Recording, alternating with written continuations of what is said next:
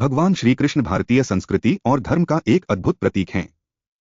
श्रीमद् भागवत गीता में भगवान श्री कृष्ण के उपदेशों का वर्णन है, जिसमें मनुष्य को जीवन, कर्म, ध्यान, शांति, सत्य, योग और सफलता आदि के बारे में गहराई से जानने को मिलता है। उनके उपदेश और विचार सदियों से मानव को जीवन जीने की सही दिशा दिखा रहे हैं, फिर चाहे वह गीता का संदेश हो या उनके जीवन के प्रेरणादायक किस्से, श्री कृष्ण के विचार आज भी प्रासंगिक हैं। श्रीमद् भागवत गीता में भगवान श्री कृष्ण ने अपने शिष्य अर्जुन को कुरुक्षेत्र में न केवल ज्ञान की बातें बताई, बल्कि इसके साथ ही उन्होंने अर्जुन को जीवन जीने की कलाओं के बारे में भी बताया। भगवान श्री कृष्ण ने अपने वचनों और अलौकिक ज्ञान के आधार पर संसार को धर्म और सत्य के मार्ग पर चलने के लिए प्रेरित किया। इस ब्लॉग में आपके लिए योगीराज श्री कृष्ण के अनमोल वचन दिए गए हैं, जो आपको सुख, शांति, सत्य और धर्म के मार्ग पर चलने के लिए प्रेरित करेंगे। भगवान श्री कृष्ण ने महाभारत युद्ध के दौरान गीता के ये उपदेश अपने प्रिय शिष्य अर्जुन को दिए थे। गीता में दिए उपदेश आज भी उतने ही प्रासंगिक हैं और मनुष्य को जीवन जीने की सही राह दिखाते हैं। श्री कृष्ण के उपदेश हमें धर्म के मार्ग पर चलते हुए अच्छे कर्म करने की शिक्षा देते हैं।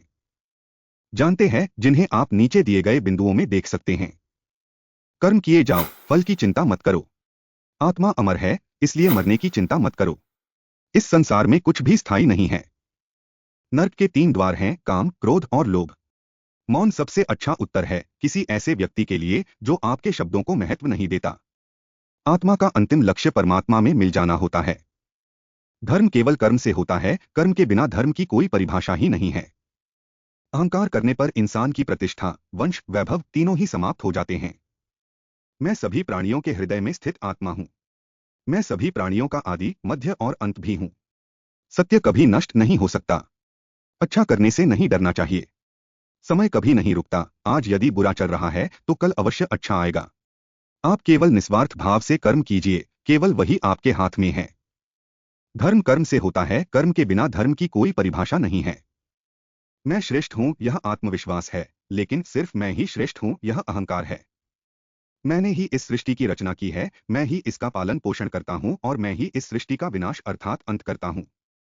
आप केवल निस्वार्थ भाव से कर्म कीजिए, केवल वही आपके हाथ में है। धर्म कर्म से होता है, कर्म के बिना धर्म की कोई परिभाषा नहीं है। मैं श्रेष्ठ हूं, यह आत्मविश्वास है, लेकिन सिर्फ मैं ही श्रेष्ठ हूं, यह अहंकार है। मैंने ही इस सृष्टि की रचना की है, मैं ही इसका पालन पोषण करता हूं और मैं ही इस सृष्टि का विनाश अर्थात अंत करता हूं। प्रेम सदैव माफी मांगना पसंद करता है और अहंकार सदैव माफी सुनना पसंद करता है। जो मार्ग ईश्वर ने आपके लिए खोला है, उसे कभी भी कोई बंद नहीं कर सकता। मनुष्य का जीवन केवल उसके कर्मों पर चलता है। जैसा कर्म होता है, वैसा उसका जीवन होता है। लोग अक्सर सच कहने से बचते हैं,